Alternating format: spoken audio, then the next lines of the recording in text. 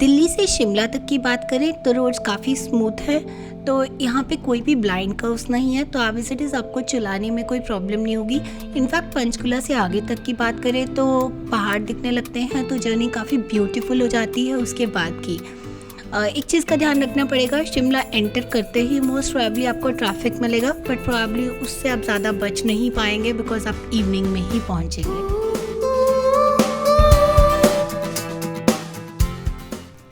शिमला से कल्पा तक की अगर बात करें तो स्टार्टिंग के जो दो घंटे हैं शिमला के बाद के, वहाँ पे रोड बिल्कुल स्मूथ है, तो पूरी पहाड़ों वाली फीलिंग आती है। इनफैक्ट नारकंडा के पास रोड्स बहुत ही ब्यूटीफुल हो जाती हैं।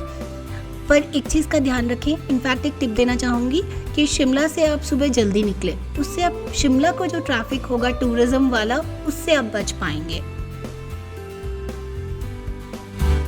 अब 2 घंटे के बाद आपको एक रफ पैच मिलेगा नियरली 23 किलोमीटर का, जहाँ पे रोड काफ़ी टूटी हुई है और थोड़े गड्ढे भी हैं, तो यहाँ पे आपकी गाड़ी काफ़ी स्लो हो जाएगी।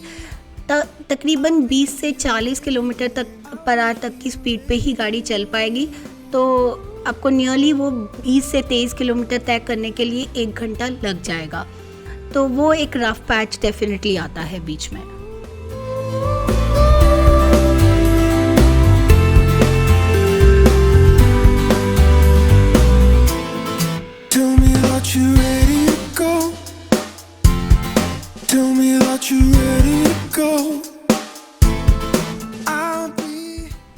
लास्ट के 2-3 घंटे की बात करें टूवर्ड्स रीचिंग टिल कल्पा, तो रोड्स काफ़ी स्मूथ हो जाएंगे फिर से, पर थोड़े ब्लाइंड कर्व्स आना शुरू हो जाएंगे और रोड्स थोड़ी नैरो हो जाएंगी। Specially last half an hour अगर आप कल्पा में ऊपर चढ़ने हैं तो रोड्स थोड़ी नैरो हो जाएंगी, तो वहाँ पे आपका अगर कोई पुराना हिल स्टेशन पे गाड़ी चलाने का एक्सपीरियंस है वो डेफिनेटली काम आएगा।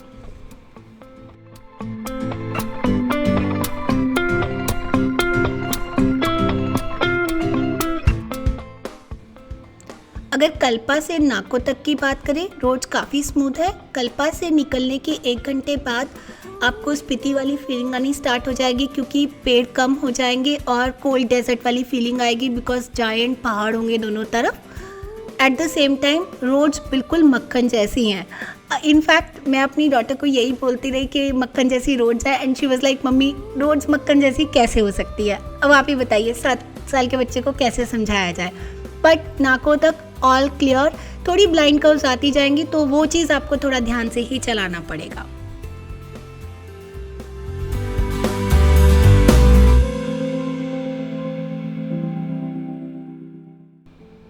अगर नाको से टाबो तक की बात करें तो नाको से जैसे ही आप निकलते हैं तो नेक्स्ट 20 किलोमीटर के आसपास का जो पैच है वो फिर से काफ़ी ज़्यादा रफ है, रोड्स नैरो हैं और आप काफ़ी हाइट पे होते हैं, तो वो ड्राइविंग थोड़ी डिफ़िकल्ट है बिकॉज रोड्स नैरो है, पाथ रफ है और आपको ध्यान से गाड़ी चलानी पड़ेगी। सामने की तरफ से कोई गाड़ी आ रही है तो आपको वहीं पे रोकना होगा जहाँ पे काफ़ी जगह है 2 गाड़ियों के पास होने की।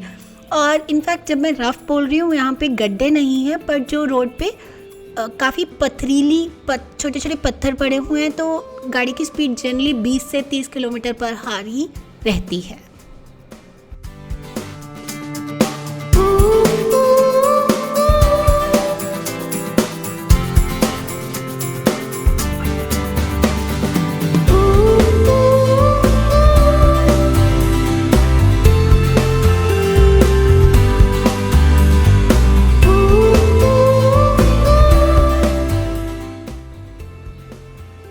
अगर ताबो से धनकर तक की बात करें तो रोड्स काफ़ी स्मूथ है, बीच में थोड़ा बहुत रफ पैच आएगा पर कोई लंबा रफ पैच नहीं है, बट रोड्स नैरो होती जा रही हैं, ब्लाइंड कर्व्स हैं, but at the same time roads काफ़ी ब्यूटीफुल हैं।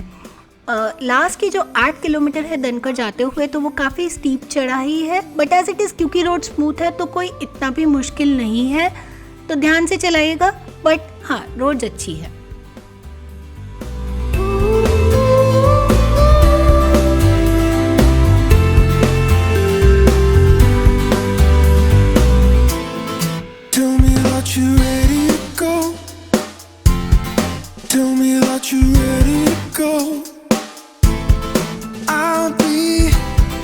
I'll be here waiting. I'll be here waiting, waiting.